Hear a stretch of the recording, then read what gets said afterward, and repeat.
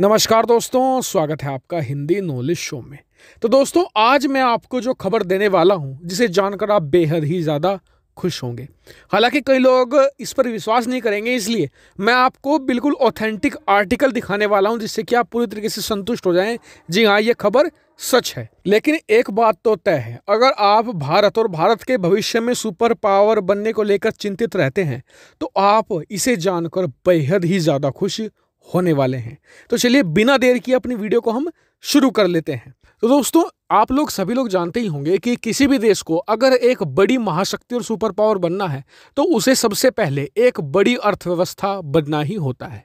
लेकिन कोरोना काल में लगभग दुनिया की सभी अर्थव्यवस्थाएं ढह गई थी, भारत भी उनमें से एक था। लेकिन मैंने कोरोना काल में हमेशा से आपको जब भी फाइनेंशियल कोई वीडियो बनाता था तो कहता था कि आप भरोसा रखिए, एक बार कोरोना काल बीत गया तो फिर आप देखिएगा भारत वो देश होगा जो सबसे तेजी से आगे बढ़ेगा अर्थव्यवस्था के मामले में। हालांकि उस समय बहुत से लोग मुझे ट्रोल किया करते थे, तमाम तरह की बातें करते थे कि जी आप तो ऐसी बातें कर रहे हैं जो संभव ही नहीं है। लेकिन मैं फिर भी कहता था कि आप बस भरोसा रखिए, और आज आपको जो मैं आपको खबर देने वाला हूं, आपको पता चल जाएगा कि जी हाँ, बिल्कुल में मेरी प्रेडिक्शन सही थी। दरअसल मैंने आपको याद होगा कि एक महीना पहले ही बता दिया था कि जी भारत की अर्थव्यवस्था 2021-22 में करीबन 14.5 की रफ्तार से बढ़ेगी, जो दुनिया में सुपर फास्ट है। क्योंकि अगर आप चीन को देखो, दुनिया के जितने भी देश हैं 5-6% से बढ़ेंगे, भारत की अर्थव्यवस्था 14-15 के आसपास रहेगी, जो बहुत ज़्यादा बड़ा नंबर है। लेकिन अब ये लगने लगा है कि जो मैंने आपको खबर बताई थी वो झूठ होने वाली है। जी हाँ, झूठ वो इसलिए क्योंकि भारत की अर्थव्यवस्था 15 को भी क्रॉस कर सकती है। वो कैसे, देखिए, जब ये प्रेडिक्शन आई थी ना कि 14% 15% रहेगी, तब ये कहा जा रहा था कि मार्च अप्रैल से बढ़ना शुरू होगा और मार्च अप्रैल यानी कि फरवरी तक ये निगेटिव में ही रहेगी। लेकिन आज ही आंकड़ा आया है कि भारत की अर्थव्यवस्था ऑलरेडी पॉजिटिव में जा चुकी है, और ये दिसंबर से ही स्टार्ट हो गया है। जी हाँ, स्क्रीन पर देखिए, मैं आपको एक आर्टिकल दिखा रहा हूँ जिसमें बताया गया है कि भारत की अर्थव्यवस्था नवंबर तक नेगेटिव में थी, लेकिन दिसंबर से ही हम पॉजिटिव में आना शुरू हो गए थे, और दिसंबर में अर्थव्यवस्था रही थी 0.4%। ये मैटर नहीं करता कि कितना पॉजिटिव में रही थी, लेकिन असली मैटर चीज़ ये कर रही है कि हम पॉजिटिव में आ चुके हैं, और अभी आने वाले कुछ समय के अंदर जनवरी का भी, फरवरी का भी आंकड़े आएंगे। उसमें देखने वाली बात होगी कि कितना पॉजिटिव में गया है।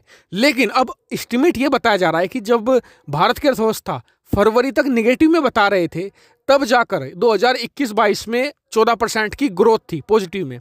तो सोचिए, जब हम 3 महीने पहले ही पॉजिटिव में आ चुके हैं, तो आने वाले समय में 21-22 में तो हमारी अर्थव्यवस्था 15% की ग्रोथ को भी बड़ी आसानी से टैकल कर देगी, उसे पीछे छोड़ देगी। और जो लोग ये कह रहे थे कि जी ये तो असंभव है कि आप $5 ट्रिलियन की जो इकोनॉमी का आंकड़ा है 2023-24 तक छू लोगे, लग रहा है कि वो तो बहुत ही आसानी से भारत छू लेगा। क्योंकि जो भारत और भारत सरकार के आलोचक हैं, उनका ये तर्क था कि $5 ट्रिलियन इकोनॉमी का तो एक सपना है, यह हकीकत नहीं बदल सकता, क्योंकि इसके लिए भारत को ग्रोथ करनी होगी 10% की। लेकिन जो आंकड़े आ रहे हैं, भारत उन्हें बहुत ही आसानी से टैकल कर देगा। 10% छोड़िए, 14%, 15% और इससे भी अबव जा सकता है। ऐसे में जो $5 ट्रिलियन की इकोनॉमी का सपना जो भारत के आलोचकों को लग रहा था कि सपना ही रहेगा, अब वो हकीकत में बदलता दिख रहा है। और ये लोग अब अपना मुंह छुपाए घूम रहे हैं, जो भारत को, भारत की अर्थव्यवस्था को दुनिया भर में बदनाम किया करते थे। अब मैं आपका कमेंट जानना चाहूंगा इस खबर पर। कमेंट करके जरूर बताएगा कि आपका क्या मानना है भारत की अर्थव्यवस्था के बारे में भी, और भारत के इन आलोचकों के बारे में भी। कमेंट करके जरूर बताएगा। साथ ही वीडियो को शेयर कीजिएगा और चैनल को सब्सक्राइब करना बिल्कुल मत भूलिएगा। Thank you for watching video.